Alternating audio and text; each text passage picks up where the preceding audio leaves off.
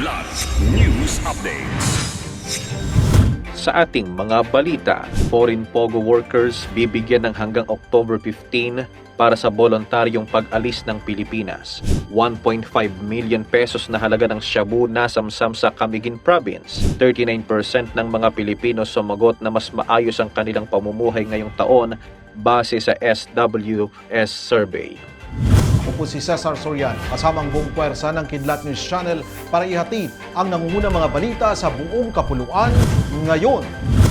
Bibigyan na lamang ang mga banyagang manggagawa ng Philippine Offshore Gaming Operators o POGOs ng hanggang October 15 para sa voluntaryong repatriation ayon sa Department of Justice o DOJ. Ito umano ay naging desisyon ng Task Force POGO Closure na kinabibilangan ng DOJ at ng iba pang mga ahensya ng gobyerno.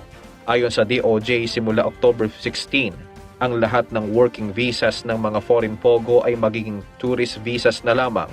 Ibig sabihin, kinakailangan na nilang voluntaryong umalis ng bansa sa loob ng 60 araw o mahaharap sila sa involuntary repatriation. Layunin ng task force na bumuo ng mas maayos at klarong mga alituntunin sa pagsasara ng mga POGO sa bansa base sa direktiba ng Pangulong Ferdinand Marcos Jr.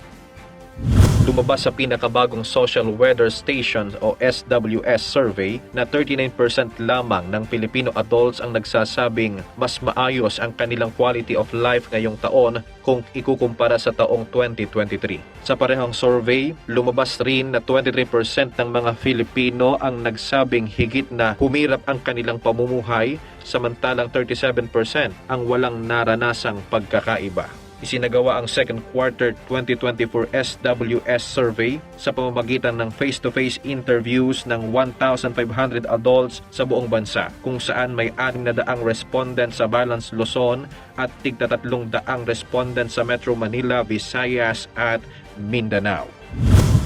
Nasamsam ng mga otoridad ang mahigit 1.5 million pesos na halaga ng shabu, samantala isang babaeng sospek ang naaresto sa barangay Kabuan, Ginsiliban, Camiguin Province.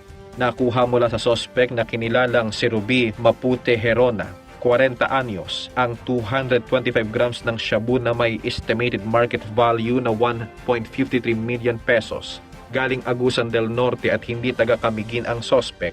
Siya'y nahaharap sa kasong paglabag sa Comprehensive Dangerous Drugs Act of 2002. Para sa Kidlat News Updates, ito sa JP Adaw, nag-uulat. At inyo pong natungayan ang mga headlines sa nakalipas na oras. Manatiling nakatutok para sa mga susunod na updates at breaking news. Ako po si Cesar Sorian, kasama nyo sa bawat pagputok ng balita.